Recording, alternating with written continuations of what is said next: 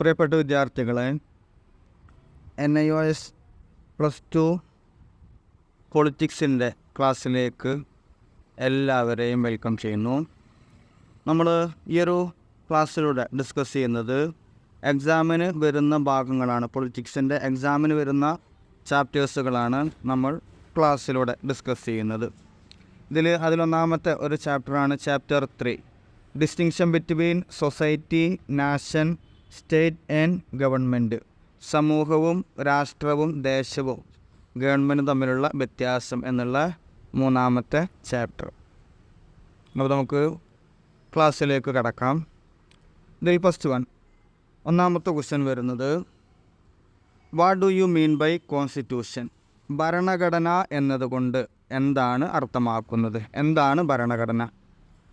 സ്ഥാപിക്കുക എന്നർത്ഥമുള്ള കോൺസ്റ്റിറ്റ്വർ എന്ന ലാറ്റിൻ പദത്തിൽ നിന്നാണ് കോൺസ്റ്റിറ്റ്യൂഷൻ എന്ന പദം ഉണ്ടായിട്ടുള്ളത്. രാഷ്ട്രത്തിൻ്റെ അടിസ്ഥാനപരമായ നിയമമാണ് ഭരണഘടന. ഏതൊരു രാഷ്ട്രത്തിൻ്റെയും അടിസ്ഥാനപരമായ നിയമമാണ് ഭരണഘടന. ഭരണകൂടത്തിൻ്റെ ഘടകങ്ങൾ രൂപീകരിക്കുകയും നിയന്ത്രിക്കുകയും ചെയ്യുന്ന നിയമ സംഹിതയെയാണ് ഭരണഘടന എന്ന് പറയുന്നത്. അപ്പോൾ സിമ്പിളായിട്ട് പറയുകയാണെന്നുണ്ടെങ്കിൽ, ഭരണകൂടത്തിൻ്റെ ഘടകങ്ങൾ രൂപീകരിക്കുകയും നിയന്ത്രിക്കുകയും ചെയ്യുന്ന നിയമ സംഹിതയെയാണ് ഭരണഘടന എന്ന് പറയുന്നത്. ഇനി നെക്സ്റ്റ് വരുന്നത് രണ്ടാമത്തെ ക്വസ്റ്റ്യൻ, ഡിഫൈൻ നാഷൻ. ദേശം എന്നാൽ എന്താണ്? അതിനെ വിശദീകരിക്കുക. ചരിത്രപരമായി പൊതുവായ ഭാഷയും പൊതുവായ സാമ്പത്തിക ഘടനയും മാനസിക അടുപ്പവുമുള്ള ഒരു ദേശത്ത് കഴിയുന്ന ജനങ്ങൾക്ക് പൊതുവായ ഒരു സംസ്കാരം ഉണ്ടാകുന്നു. ഒറ്റ സംസ്കാരത്തിൽ കഴിയുന്ന ഈ ജനങ്ങൾ ഒരു രാജ്യമായി മാറുന്നു. അപ്പോൾ നമ്മൾ പൊതുവെ എല്ലാ ആളുകളും ഒരു ഭാഷ, പൊതുവായിട്ടുള്ളൊരു ഭാഷ, അതുപോലെ തന്നെ അവരുടെ സാമ്പത്തിക ഘടന, മാനസിക അടുപ്പം, ഇതെല്ലാം ഉൾക്കൊള്ളുന്ന ഒരു സംസ്കാരം, പൊതുവായി ഒരു സംസ്കാരം ഒരു ദേശത്ത് ഉണ്ടായിരിക്കും. ഇങ്ങനെ ഒറ്റ സംസ്കാരത്തിൽ കഴിയുന്ന ജനങ്ങളെയാണ് ഒരു ദേശമായിട്ട് കണക്കാക്കുന്നത്. ഈ ജനങ്ങളാണ് ഒരു രാജ്യമായി മാറുന്നത്.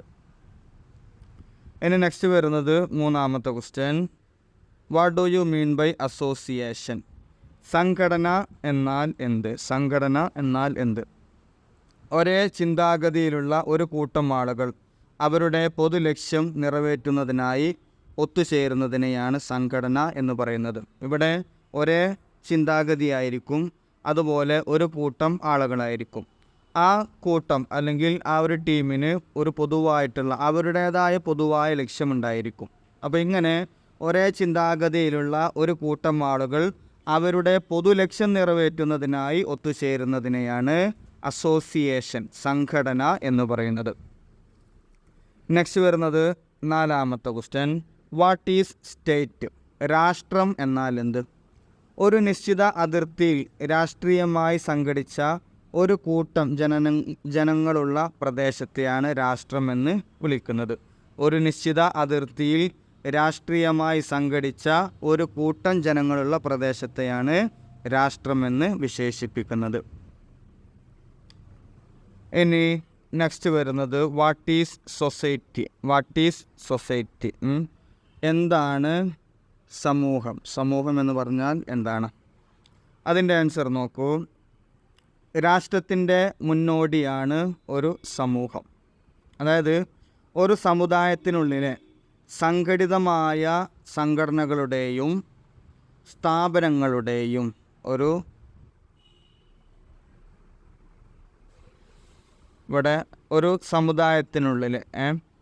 ഒരു സമുദായത്തിനുള്ളിലെ സംഘടിതമായ സംഘടനകളുടെയും സ്ഥാപനങ്ങളുടെയും ആകത്തുകയാണ് സമൂഹം എന്ന് പറയുന്നത്. സംഘടിതമായ സംഘടനകളുടെയും സ്ഥാപനങ്ങളുടെയും ആകത്തുകയാണ് സമൂഹം എന്ന് പറയുന്നത്. മനുഷ്യരുടെ സാമൂഹ്യമായ ബന്ധങ്ങളുടെ ഫലമായിട്ടാണ് സമൂഹം ഉണ്ടാകുന്നത്. ഇപ്പോൾ പൊതുവിൽ സമൂഹം എന്ന് പറഞ്ഞാൽ എന്താണ്? മനുഷ്യർ, അല്ലേ? എല്ലാ മനുഷ്യരും അടങ്ങുന്ന ഒരു കൂട്ടായ്മ, അതിനെയാണ് സമൂഹം എന്ന് പറയുന്നത്. അതുകൊണ്ട് തന്നെ മനുഷ്യരുടെ സാമൂഹ്യമായ ബന്ധങ്ങളുടെ ഫലമായിട്ടാണ് ഒരു സമൂഹം ഉണ്ടാകുന്നത്. ഇനി നെക്സ്റ്റ് 6ാമത്തെ ക്വസ്റ്റ്യനാണ്, വാട്ട് ഈസ് സിറ്റിസൺഷിപ്പ്? എന്താണ് പൗരത്വം? പൗരത്വം എന്ന് പറഞ്ഞാൽ എന്താണ്? ഇവിടെ വ്യക്തിയുടെ നിയതമായ പദവിയെയാണ് പൗരത്വം എന്ന് വിളിക്കുന്നത്. അതായത് നിയമപരമായിട്ട് ഒരു വ്യക്തിക്ക് ലഭിക്കുന്നതാണ് പദവി എന്ന് പറയുന്നത്. ഒരു രാഷ്ട്രത്തിലെ പൗരത്വം വഴി ചില പ്രാഥമികമായ അവകാശങ്ങളും ആനുകൂല്യങ്ങളും ലഭിക്കും. ഒരു രാഷ്ട്രത്തിലെ പൗരത്വം വഴി ചില പ്രാഥമികമായ അവകാശങ്ങളും ആനുകൂല്യങ്ങളും ലഭിക്കും. അതായത് ഇപ്പോൾ നമ്മളൊക്കെ ഇന്ത്യക്കാരാണ്, നമ്മൾ ജനനം കൊണ്ട് തന്നെ നമ്മൾ ഇന്ത്യയിലെ പൗരന്മാരാണ്. അപ്പോൾ അത് നമ്മുടെ പ്രാഥമികമായിട്ടുള്ള ഒരു പൗരത്വം, അത് നമുക്ക് സ്വാഭാവിക പൗരത്വം നമുക്ക് ലഭിച്ചു. അതുകൊണ്ട് നമുക്ക് ഇന്ത്യയിലുള്ള പ്രാഥമികമായിട്ടുള്ള അവകാശങ്ങളും ഇന്ത്യയിൽ നിന്ന് ലഭിക്കേണ്ട ആനുകൂല്യങ്ങളും ഗവൺമെൻറ്റിൽ നിന്ന് ലഭിക്കേണ്ട ആനുകൂല്യങ്ങളും നമുക്ക് ലഭിക്കുന്നതാണ്. ഇതിനെ നമുക്ക് പൗരത്വത്തിനെ 2ആയി തരംതിരിക്കാൻ സാധിക്കും. ഒന്നാമത്തത് സ്വാഭാവിക പൗരത്വം. സ്വാഭാവിക പൗരത്വമാണ് ഒന്നാമത്തത്. ഇനി രണ്ടാമത്തത് നൽകപ്പെട്ട പൗരത്വം. ഇങ്ങനെ 2 രീതിയിലാണ് പൗരത്വം വരുന്നത്. ജന്മം കൊണ്ട് ലഭിക്കുന്ന പൗരത്വം ലഭിക്കുന്നവരാണ് സ്വാഭാവിക പൗരന്മാർ. ജന്മം കൊണ്ട് പൗരത്വം ലഭിക്കുന്നവരാണ് സ്വാഭാവിക പൗരന്മാർ. അതായത് നമ്മളൊക്കെ ഇന്ത്യക്കാരാണ്, ജന്മം കൊണ്ട് നമ്മൾ ഇന്ത്യൻ പൗരന്മാരാണ്. ഇനി രണ്ടാമത്തത് സ്വദേശം വിട്ട് അന്യദേശത്ത് ചെന്ന് അവിടുത്തെ നിബന്ധനകൾക്ക് വിധേയമായി അവിടുത്തെ പൗരത്വം ആർജിക്കുന്നവരുണ്ട്. അവരെ നൽകപ്പെട്ട പൗരത്വം എന്ന് പറയും. അതിനെന്ത് പറയും? നൽകപ്പെട്ട പൗരത്വം എന്നാണ് പറയുന്നത്. അപ്പോൾ ഇന്ത്യയിലുള്ള ഒരാൾ, ധാരാളം ആളുകൾ വിദേശ രാജ്യങ്ങളിൽ പോയിട്ട് പൗരത്വം സ്വീകരിക്കുന്നവരുണ്ട്. അമേരിക്കയിലൊക്കെ ധാരാളമായിട്ട് ആളുകൾ പൗരത്വം സ്വീകരിക്കുന്ന ആളുകളുണ്ട്. അപ്പോൾ ഇന്ത്യയിൽ നിന്ന് വിട്ട്, അതായത് സ്വദേശം വിട്ട് അന്യദേശത്ത് ചെന്ന് അവിടുത്തെ നിബന്ധനകൾക്ക് വിധേയമായി ആ രാജ്യത്തെ പൗരത്വം ആർജിക്കുന്നത് ആളുകളുണ്ട്. അവർക്ക് നൽകുന്നതാണ് നൽകപ്പെടുന്ന പൗരത്വം, അല്ലെങ്കിൽ നൽകപ്പെട്ട പൗരത്വം എന്ന് പറയുന്നത്. ഇനി നെക്സ്റ്റ് ക്വസ്റ്റ്യൻ, 7ാമത്തെ ക്വസ്റ്റ്യൻ നോക്കൂ. What are the difference between state and government? രാഷ്ട്രവും ഗവൺമെൻറ്റും തമ്മിലുള്ള വ്യത്യാസങ്ങൾ എന്തെല്ലാമാണ്? ഇവിടെ ഒന്നാമത്തെ കാര്യം, അതിൻ്റെ ആൻസർ നോക്കൂ. ജനസമൂഹം, പ്രദേശം, ഭരണകൂടം, പരമാധികാരം എന്നിവയാണ് രാഷ്ട്രത്തിൻ്റെ ഘടകങ്ങളായിട്ട് വരുന്നത്. അതായത് രാഷ്ട്രത്തിൻ്റെ ഘടകങ്ങളാണ് ജനസമൂഹം, പ്രദേശം, ഭരണകൂടം, പരമാധികാരം. ഭരണകൂടം രാഷ്ട്രത്തിൻ്റെ ഒരു ഘടകം മാത്രമാണ്. അതായത് രാഷ്ട്രം മുകളിലാണ്, അതിൻ്റെ താഴെ മാത്രമാണ് ഭരണകൂടം വരുന്നത്. അതായത് ഭരണകൂടം എന്ന് പറഞ്ഞാൽ ഗവൺമെൻറ് അതിൻ്റെ താഴെയാണ് വരുന്നത്, ഒരു ഘടകം മാത്രമായിട്ടാണ് വരുന്നത് എന്നർത്ഥം. ജനങ്ങളിൽ കുറച്ച് പേർക്ക് മാത്രമേ അതിൽ പങ്കാളിത്തം ഉണ്ടാവുകയുള്ളൂ. ഇപ്പോൾ ഒരു ഗവൺമെൻറ് രൂപീകരിക്കുമ്പോൾ ആ രാജ്യത്തിലെ എല്ലാ ജനങ്ങളും പങ്കാളികളാവുമോ? ഇല്ലല്ലോ. അപ്പോൾ അതുകൊണ്ട് ഗവൺമെൻറ്റിൽ കുറച്ച് പേർക്ക് മാത്രമേ അതിൽ പങ്കാളിത്തം ഉണ്ടാവുകയുള്ളൂ. ഭരണകൂടത്തിലൂടെയാണ് രാഷ്ട്രം പ്രവർത്തിക്കുന്നത്. അതായത് ഒരു രാജ്യം പ്രവർത്തിക്കുന്നത് ആ രാജ്യത്തിലെ ഭരണകൂടം, ഗവൺമെൻറ്റാണ് ആ രാജ്യത്തിലെ പ്രവർത്തികളെല്ലാം നടത്തുന്നത് എന്നർത്ഥം. അതുകൊണ്ട് ഭരണകൂടത്തിലൂടെയാണ് രാഷ്ട്രം പ്രവർത്തിക്കുന്നത്. അതിന് നെക്സ്റ്റ് രണ്ടാമത്തെ കാര്യം നോക്കൂ. രണ്ടാമത്തെ കാര്യം, രാഷ്ട്രത്തിൻ്റെ അംഗത്വം നിർബന്ധമാണ്. അതായത് ഒരു രാജ്യത്ത് പൗരത്വം സ്വീകരിക്കുക എന്നുള്ളത് നിർബന്ധമാണ്. രാഷ്ട്രത്തിൻ്റെ അംഗത്വം നിർബന്ധമാണ്. എന്നാൽ ഭരണകൂടങ്ങളിലെ പങ്കാളിത്തം ഭാഗ്യം കൊണ്ട് ലഭിക്കുന്നതാണ്. ഇപ്പോൾ ഗവൺമെൻറ്റിൽ എല്ലാ ആളുകൾക്കും പങ്കാളിത്തം ലഭിക്കുമോ? ഇല്ലല്ലോ. ഇപ്പോൾ നമ്മുടെ ഇന്ത്യയിൽ അല്ലെങ്കിൽ കേരളത്തിൽ ഇലക്ഷനിലൂടെയാണ് തെരഞ്ഞെടുപ്പ് നടത്തുന്നത്. അവരാണ് ഗവൺമെൻറ് രൂപീകരിക്കുന്നത്. അപ്പോൾ അതുകൊണ്ട് ഭാഗ്യം കൊണ്ട് എല്ലാ ആളുകൾക്കും അതിൽ പങ്കാളിത്തം ലഭിക്കുകയില്ല. ഭരണകൂടങ്ങളിൽ പങ്കാളിത്തം ഭാഗ്യം കൊണ്ട് ലഭിക്കുന്നതാണ്. ഇനി രാഷ്ട്രത്തിലെ ജനസമൂഹം ഭരിക്കുന്നവരും ഭരിക്കപ്പെടുന്നവരും എന്ന് 2ആയി വിഭജിക്കപ്പെട്ടിരിക്കുന്നു. ജനസമൂഹത്തെ, നമ്മുടെ ഇന്ത്യയിലെ ജനങ്ങളെ അല്ലെങ്കിൽ ഒരു രാജ്യത്തെ ജനങ്ങളെ 2ആയി തരംതിരിക്കും. 1 ഭരിക്കുന്നവർ, 2 ഭരിക്കപ്പെടുന്നവർ. അതായത് ഈ ഭരിക്കുന്ന ആളുകളാണ് ഭരണകൂടം ഉണ്ടാക്കുന്നത്. ഭരിക്കുന്ന ആളുകളാണ് ഭരണകൂടം ഉണ്ടാക്കുന്നത്. ഇപ്പോൾ നമ്മുടെ ഇന്ത്യയിൽ നോക്കുകയാണെങ്കിൽ നിലവിൽ LDF സർക്കാരാണ് ഭരിക്കുന്നത്. ഇനി ഇന്ത്യയിൽ കേന്ദ്ര ഗവൺമെൻറ് നോക്കുകയാണെങ്കിൽ NDA സർക്കാരാണ് ഭരിക്കുന്നവർ.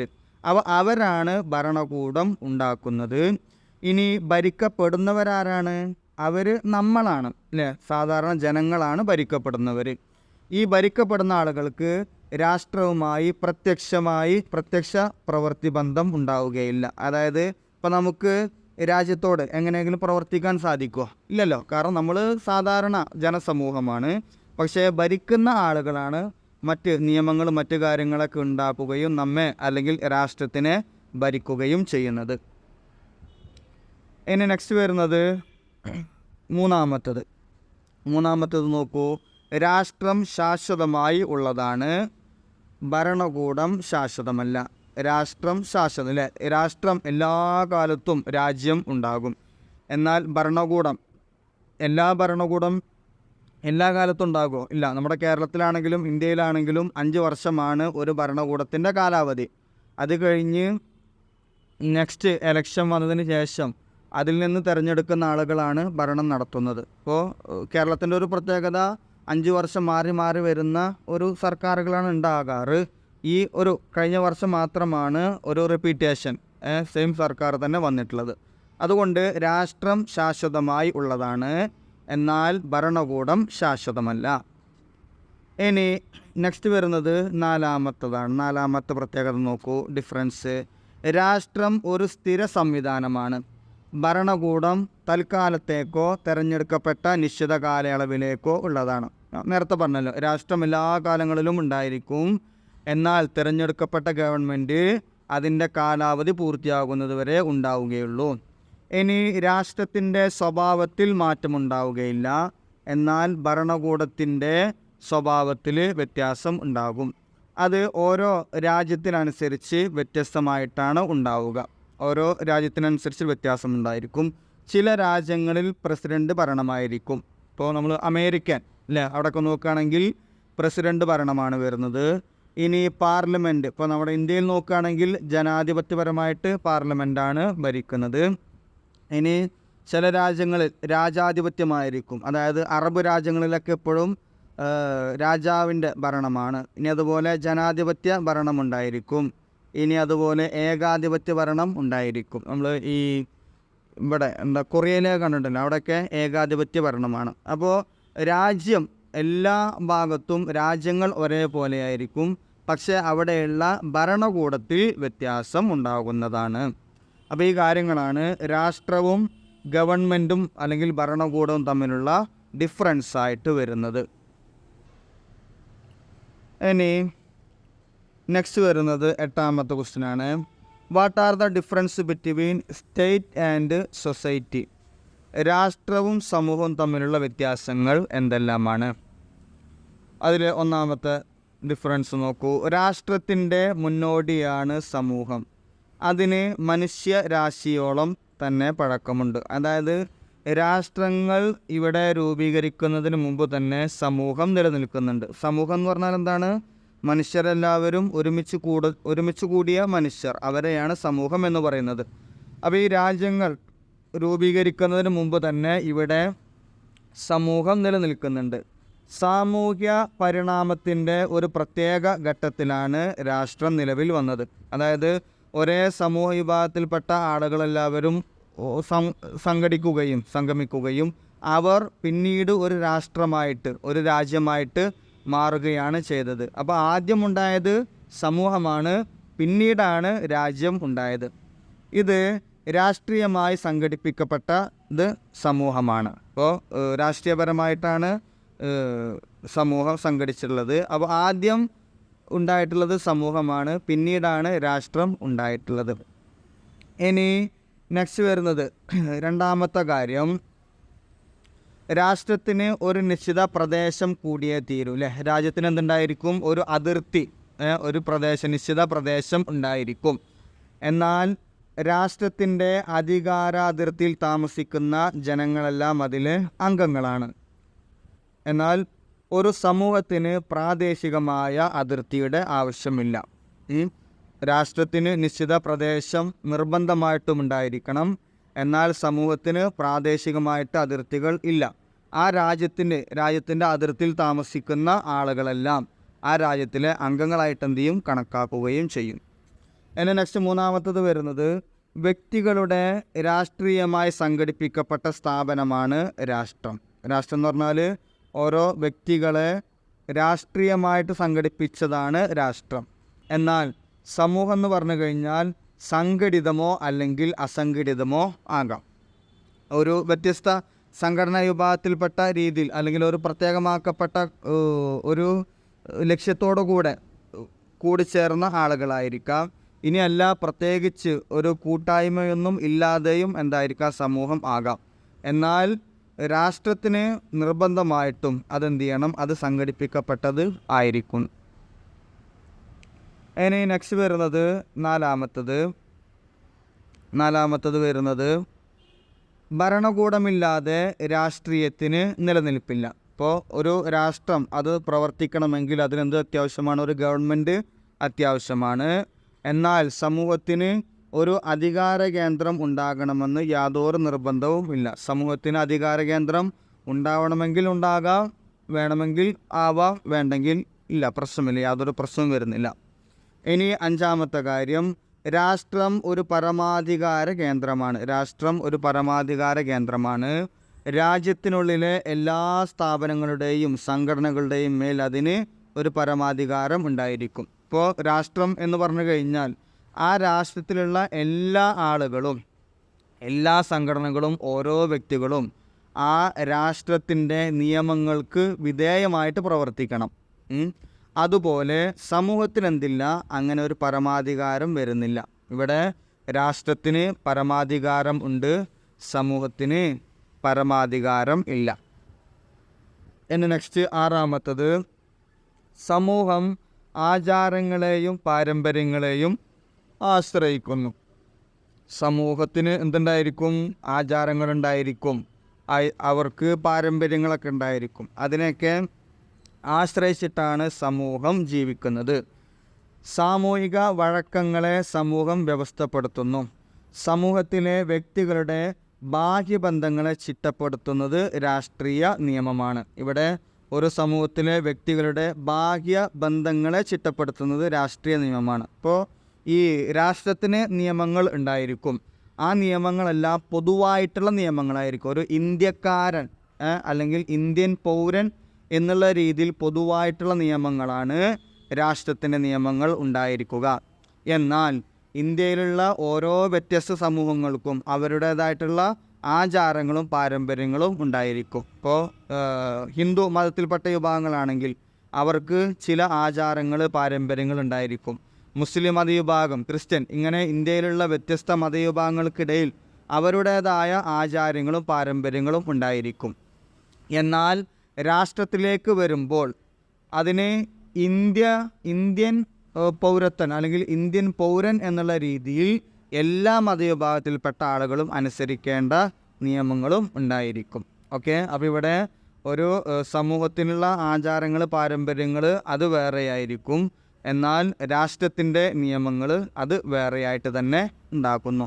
അത് വ്യക്തികളുടെ ബാഹ്യബന്ധങ്ങൾ, അതായത് പൊതുവായിട്ടുള്ള കാര്യങ്ങളെ അടിസ്ഥാനപ്പെടുത്തി ചിട്ടപ്പെടുത്തിയെടുത്തതാണ് രാഷ്ട്രത്തിൻ്റെ നിയമങ്ങൾ. ഇനി നെക്സ്റ്റ് വരുന്നത് ഏഴാമത്തത് വരുന്നത് പ്രേരണാശക്തിയെയാണ് സമൂഹം ആശ്രയിക്കുന്നത്. പക്ഷേ ബലം പ്രയോഗിച്ച് കാര്യങ്ങൾ നടപ്പാക്കുന്നതിന് കരുത്തുള്ള രാഷ്ട്രത്തിൻ്റെ പ്രവർത്തനങ്ങൾ എല്ലാ വ്യക്തിക്കും ബാധകമാണ്. ഇപ്പോൾ ഒരു സമൂഹത്തിൻ്റെ കാര്യങ്ങൾ നിയമിക്കുന്നതും അത് നിയന്ത്രിക്കുന്നതും അല്ലെങ്കിൽ ആ ഒരു സമൂഹം കാര്യങ്ങളെല്ലാം തയ്യാറാക്കുന്നത്, അതിലേക്ക് ചേരുന്നത് ഒരു പ്രേരണാശക്തിയാണ്. അതായത് ഇപ്പോൾ നമ്മൾ ഒരു സംഘടനയിൽ പ്രവർത്തിക്കുകയാണെങ്കിൽ അല്ലെങ്കിൽ ഒരു വിഭാഗത്തിലേക്ക് പോവുകയാണെങ്കിൽ ആ വിഭാഗവുമായിട്ട് നമുക്കൊരു മാനസികമായിട്ടൊരു താല്പര്യമുണ്ടായിരിക്കും. അതിനെയാണ് പ്രേരണാശക്തി എന്ന് പറയുന്നത്. അപ്പോൾ പ്രേരണാശക്തിയെയാണ് സമൂഹം ആശ്രയിക്കുന്നത്. എന്നാൽ രാഷ്ട്രത്തിലെ പ്രവർത്തികൾ എല്ലാ വ്യക്തികൾക്കും ബാധകമാണ്. ഇനി അതിനാരെങ്കിലും എതിരായിട്ട് പ്രവർത്തിക്കുകയാണെങ്കിൽ ബലം പ്രയോഗിച്ച് കാര്യങ്ങൾ നടത്തുവാനുള്ള അധികാരം ആർക്കുണ്ട്? ഈ രാഷ്ട്രത്തിന് ഉണ്ട്. ഇനി നെക്സ്റ്റ് വരുന്നത് 8ാമത്തെ കാര്യം, ഒരു സ്റ്റേറ്റിന് പരമാധികാരമുണ്ട്. 8ാമത്തത്, ഒരു സ്റ്റേറ്റിന് പരമാധികാരമുണ്ട്, എന്നാൽ ഒരു സമൂഹത്തിന് അതില്ല. ഒരു സ്റ്റേറ്റിന് പരമാധികാരമുണ്ട്, എന്നാൽ സമൂഹത്തിന് പരമാധികാരം വരുന്നില്ല. ഇനി സമൂഹം ജീവിതത്തിൽ എല്ലാ മേഖലകളും ഉൾക്കൊള്ളുന്നതാണ്. സമൂഹം എന്ന് പറഞ്ഞു കഴിഞ്ഞാൽ ആ സമൂഹ ജീവിതത്തിലെ എല്ലാ മേഖലകളും ഉൾക്കൊള്ളുന്നതാണ്. അതായത് മതം, രാഷ്ട്രീയം, സാമൂഹിക, സാംസ്കാരിക മേഖലകൾ. മതം, രാഷ്ട്രീയം, സാമൂഹിക, സാംസ്കാരിക മേഖലകൾ ഇതെല്ലാം എവിടെ ഉൾക്കൊള്ളുന്നുണ്ട്? സാമൂഹിക ജീവിതത്തിൽ ഉൾക്കൊള്ളുന്നുണ്ട്. എന്നാൽ സ്റ്റേറ്റിന് വ്യക്തമായ ഒരു ഘടന ആവശ്യമാണ്. രാഷ്ട്രീയത്തിന് എന്തില്ല? ഈ സമൂഹത്തിന് ഒരു വ്യക്തമായ ഘടനയുടെ ആവശ്യമില്ല. അതിൽ എല്ലാ ആളുകളും ഉണ്ടായിരിക്കും. വ്യത്യസ്ത മതത്തിൽപ്പെട്ട ആളുകളുണ്ടായിരിക്കും. അവരുടെ രാഷ്ട്രീയം വ്യത്യസ്തമായിരിക്കും. സംസ്കാരങ്ങളൊക്കെ വ്യത്യസ്തമായിരിക്കും. എന്നാൽ ഒരു സ്റ്റേറ്റിന്, ഒരു രാഷ്ട്രത്തിന് വ്യക്തമായ ഘടന ആവശ്യമാണ്.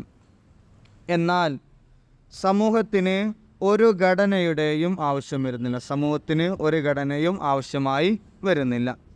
ഇനി സ്റ്റേറ്റ് നിയമങ്ങൾ പുറപ്പെടുവിക്കുന്നു. ഒരു രാഷ്ട്രം നിയമങ്ങൾ പുറപ്പെടുവിക്കുന്നു.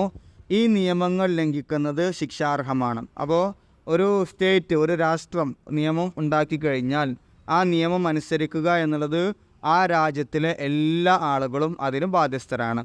എന്നാൽ സമൂഹത്തിൻ്റെ നിയമ ലംഘനം അത് ശിക്ഷാർഹമല്ല. അത് ആ ഒരു സമൂഹവുമായി ബന്ധപ്പെട്ടവരാണ്. സമൂഹത്തിൻ്റെ നിയമലംഘനം ശിക്ഷാർഹമല്ല. സ്റ്റേറ്റിൻ്റേത് രാഷ്ട്രീയ ലക്ഷ്യമാണ്. എന്നാൽ സമൂഹത്തിൻ്റേത് സാമൂഹ്യ ലക്ഷ്യമായിട്ടാണ് വരുന്നത്. ഓക്കെ, അപ്പോൾ ഈ കാര്യങ്ങളാണ് രാഷ്ട്രവും സമൂഹവും തമ്മിലുള്ള ഡിഫറൻസ് ആയിട്ട് നൽകിയിട്ടുള്ളത്. ഇനി നെക്സ്റ്റ് ക്വസ്റ്റ്യൻ നോക്കൂ. 9ാമത്തെ ക്വസ്റ്റ്യൻ ആണ്. 9ാമത്തെ ക്വസ്റ്റ്യൻ വരുന്നത്, what are the difference between state and association? രാഷ്ട്രവും സംഘടനയും തമ്മിലുള്ള വ്യത്യാസങ്ങൾ എന്തെല്ലാം? രാഷ്ട്രവും സംഘടനയും തമ്മിലുള്ള വ്യത്യാസങ്ങൾ എന്തെല്ലാമാണ്? ഒന്നാമത്തെ ആൻസർ നോക്കൂ. ഒന്നാമത്തത്, രാഷ്ട്രത്തിന് നിശ്ചിതമായ അതിർത്തികളോടുകൂടിയ ചെറുതോ വലുതോ ആയ സ്വന്തം ഭൂപ്രദേശമുണ്ട്. അതായത് രാഷ്ട്രത്തിന് നിശ്ചിതമായ സ്വന്തം ഭൂപ്രദേശമുണ്ട്.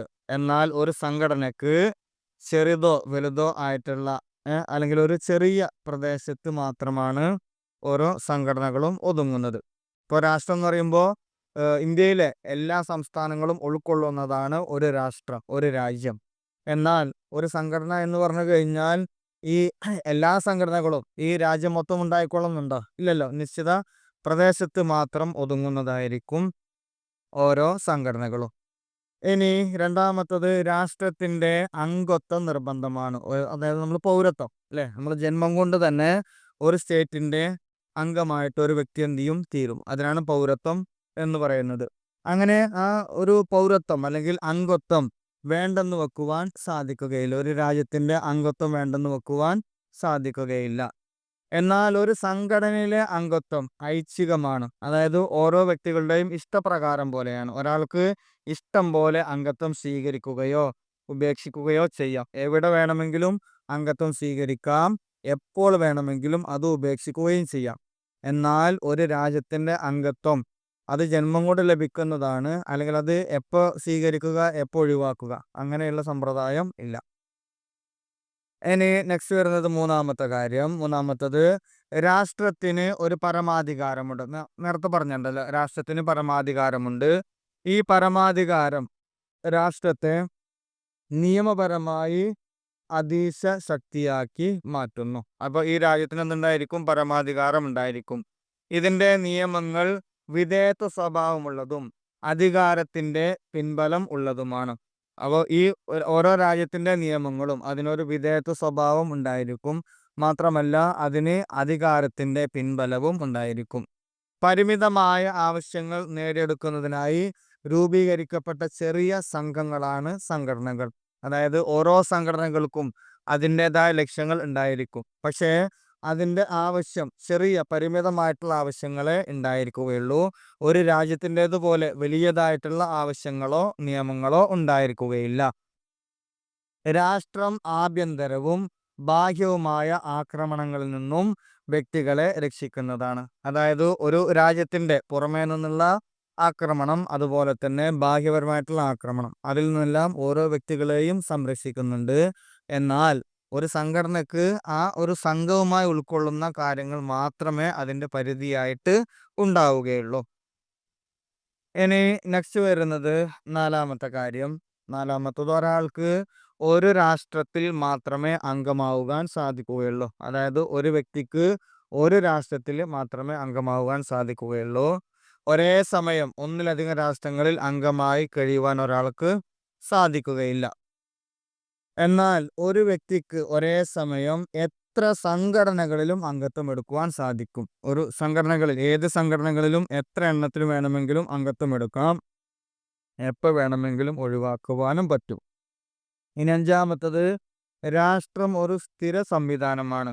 അത് പിരിച്ചുവിടുന്ന പ്രശ്നമില്ല. അതായത് ഒരു രാജ്യം ഒരിക്കലും അത് പിരിച്ചുവിടുവാൻ സാധ്യമല്ല. എന്നാൽ ഒരു സംഘടന അതിനെ എപ്പോൾ വേണമെങ്കിലും പിരിച്ചുവിടാൻ, അതിനെ എപ്പോൾ വേണമെങ്കിലും രൂപീകരിക്കാം. എന്നാൽ സംഘടന പ്രാദേശികമോ ദേശീയമോ അന്തർദേശീയമോ ആയിട്ട് സംഘടന പ്രവർത്തിക്കുവാൻ സാധിക്കുന്നതാണ്. ഈ കാര്യങ്ങളാണ് രാഷ്ട്രവും സംഘടനയും, സ്റ്റേറ്റ് ആൻഡ് അസോസിയേഷൻ തമ്മിലുള്ള ഡിഫറൻസ് ആയിട്ട് വരുന്നത്.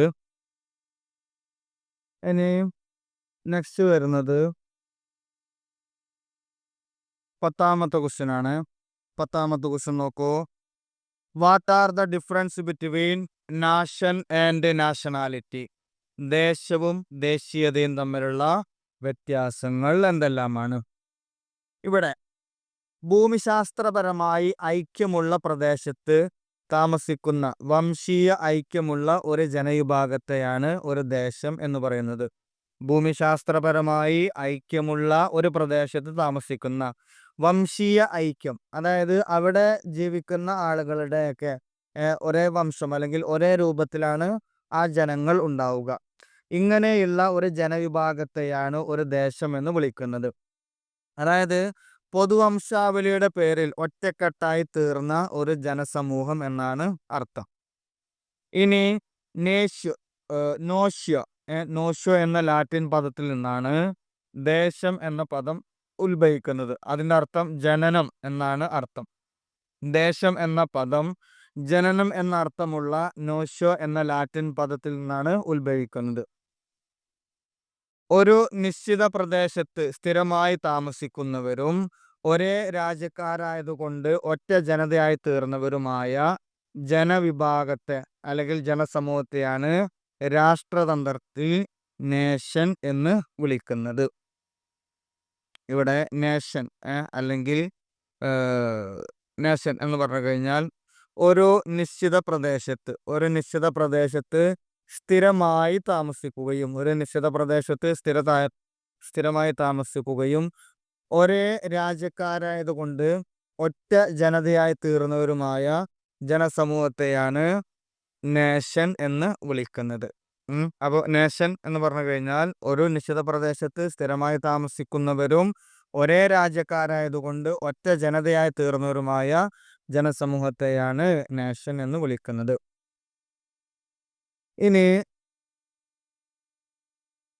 ഒരു ജനവിഭാഗങ്ങൾക്ക് ഇവിടെ ഒരു വിഭാഗം ജനങ്ങൾക്ക് അവരുടെ വർഗം, ഭാഷ, സംസ്കാരം, വൈകാരിക ഐക്യം തുടങ്ങിയവയിൽ ഏതെങ്കിലും സമാനതയുണ്ടാകുമ്പോൾ ഒരു നാഷണാലിറ്റി രൂപം കൊള്ളുന്നു. അതായത് ദേശീയത ഉണ്ടാകുന്നത് ഒരേ വിഭാഗത്തിൽപ്പെട്ട ആളുകൾക്കാണല്ലോ ദേശീയത ഉണ്ടാവുക. അവരുടെ ഒരേ വർഗത്തിൽപ്പെട്ട ആളുകളായിരിക്കും. അതുപോലെ ഒരേ ഭാഷ സംസാരിക്കുന്ന ആളുകൾ, അതുപോലെ ഒരേ സംസ്കാരം, ഈ കാര്യങ്ങളിലെല്ലാം ഒരു വൈകാരിക ഐക്യമുണ്ടാകുമ്പോഴാണ് അവിടെ നാഷണാലിറ്റി ഉടലെടുക്കുന്നത്. ഈ ജനവിഭാഗം സ്വാതന്ത്ര്യം പോലുള്ള ഒരു രാഷ്ട്രീയ പദവി യഥാർത്ഥത്തിൽ കൈവരിക്കുമ്പോൾ നാഷണാലിറ്റി ഒരു നേഷന്റെ ഉദയത്തിന് വേദിയൊരുക്കുന്നു. അപ്പോൾ ഒരു ദേശീയത കൂടുതലായിട്ട് വരുമ്പോൾ അവർ ഒരു സ്വാതന്ത്ര്യത്തിന് വേണ്ടിയിട്ട് എന്ത് ചെയ്യും, പ്രവർത്തിക്കും. അങ്ങനെയാണ് ഒരു നേഷൻ അല്ലെങ്കിൽ ഒരു ദേശം, ഒരു രാജ്യം ഉൾക്കൊള്ളുന്നത്. അപ്പോൾ ചില പുറമേയുള്ള ദേശങ്ങളിലൊക്കെ അല്ലെങ്കിൽ രാജ്യങ്ങളിലൊക്കെ സ്വന്തം രാജ്യത്തിന് വേണ്ടിയിട്ട് യുദ്ധങ്ങൾ നടക്കുന്നുണ്ട്. ഇപ്പോൾ നമ്മുടെ ഇന്ത്യയുടെ അവസ്ഥ നോക്കുകയാണെങ്കിൽ തന്നെ ആദ്യ കാലഘട്ടങ്ങളിൽ ഇവിടെ ബ്രിട്ടീഷ് കോളനി ആയിരുന്നു ഇന്ത്യ. ഇന്ത്യയിൽ ദേശീയത ഉയർന്നു വന്നത് ബ്രിട്ടീഷുകാർക്കെതിരായിട്ടുള്ള ഒരു വൈകാരികം, അതായത് ബ്രിട്ടീഷുകാർ നമ്മുടെ ശത്രുവാണ് എന്നുള്ള ഒരു വികാരത്തിൽ നിന്നാണ് ഇന്ത്യയിൽ ദേശീയത ഉയർന്നു വന്നത്. അപ്പോൾ ഇന്ത്യ ബ്രിട്ടീഷിൽ നിന്ന് സ്വാതന്ത്ര്യം പ്രാപിച്ചപ്പോഴാണ് ഇന്ത്യ എന്നുള്ള രാജ്യം ഇവിടെ ഉദയം ചെയ്തത്. ഓക്കെ, അപ്പോൾ അങ്ങനെ ഒരു നാഷണാലിറ്റി, ദേശീയതയിൽ നിന്നാണ് ഓരോ രാജ്യവും ഉദയം കൊള്ളുന്നത്. ഓക്കെ, അപ്പോൾ ഈ കാര്യങ്ങളാണ് നേഷൻ ആൻഡ് നാഷണാലിറ്റി, ദേശവും ദേശീയതയും തമ്മിലുള്ള ഡിഫറൻസ് ആയിട്ട് വരുന്നത്. ഇനി നെക്സ്റ്റ് വരുന്നത് 11ാമത്തെ ക്വസ്റ്റ്യൻ ആണ്. Question, what are the difference between state and nation? രാഷ്ട്രവും ദേശവും തമ്മിലുള്ള വ്യത്യാസങ്ങൾ എന്തല്ല? നേഷൻ, ഒരു രാജ്യം എന്നുള്ളത് ഒരു വികാരമാണ്. നേഷൻ എന്നത് ഒരു ജനവികാരമാണ്. സ്റ്റേറ്റ് ആകട്ടെ ഒരു യാഥാർത്ഥ്യവും. അതായത് നേഷന് സ്റ്റേറ്റിനേക്കാൾ അർത്ഥവ്യാപ്തി കൂടും. അതായത് രാജ്യം, ഒരു രാജ്യത്തിലെ ഒരു ഭാഗമാണ് ഏത്, സ്റ്റേറ്റ് എന്നുള്ളത്. അപ്പോൾ സ്റ്റേറ്റിനേക്കാൾ ജനവികാരം ഏതിന് കൂടും? നാഷനിൽ, ഒരു രാഷ്ട്രത്തിന് കൂടുന്നതാണ്. രണ്ടാമത്തത്, സ്റ്റേറ്റ് നിയമപരമായിട്ടുള്ള ഒരു സങ്കല്പമാണ്, എന്നാൽ നേഷൻ എന്നുള്ളത് വൈകാരികമായിട്ടുള്ള സങ്കല്പമാണ്. നേഷൻ, ഒരു രാജ്യം എന്നുള്ളത് ആ രാജ്യത്തിലെ വ്യക്തികളെ സംബന്ധിച്ച് ഒരു വൈകാരികമായിട്ടുള്ള സങ്കല്പമാണ്. ആ സങ്കല്പത്തിലെ നിയമപരമായിട്ടുള്ള ഒരു സങ്കല്പമാണ് സ്റ്റേറ്റ് വരുന്നത്. നേഷന്റെ രാഷ്ട്രീയമോ ഭരണപരമോ ആയ സംവിധാനമാണ് സ്റ്റേറ്റ്. അപ്പോൾ ഒരു രാജ്യത്തിന്റെ സ്റ്റേറ്റിനെ പരോക്ഷമായിട്ട് ആര് ഭരിക്കുന്നുണ്ട്? ആ ഒരു രാജ്യത്തെ ഭരിക്കുന്നവർ പരോക്ഷമായിട്ട് ഓരോ സ്റ്റേറ്റിനെയും ഭരിക്കുന്നുണ്ട്. ഇനി നെക്സ്റ്റ് മൂന്നാമത്തെ കാര്യം നോക്കൂ. സ്റ്റേറ്റ് വസ്തുനിഷ്ഠവും നേഷൻ ആത്മീയ നിഷ്ഠവുമായിട്ടുള്ള വസ്തുതയാണ്. സ്റ്റേറ്റ് വസ്തുനിഷ്ഠവും നേഷൻ ആത്മീയ നിഷ്ഠവുമായിട്ടുള്ള വസ്തുതയാണ്.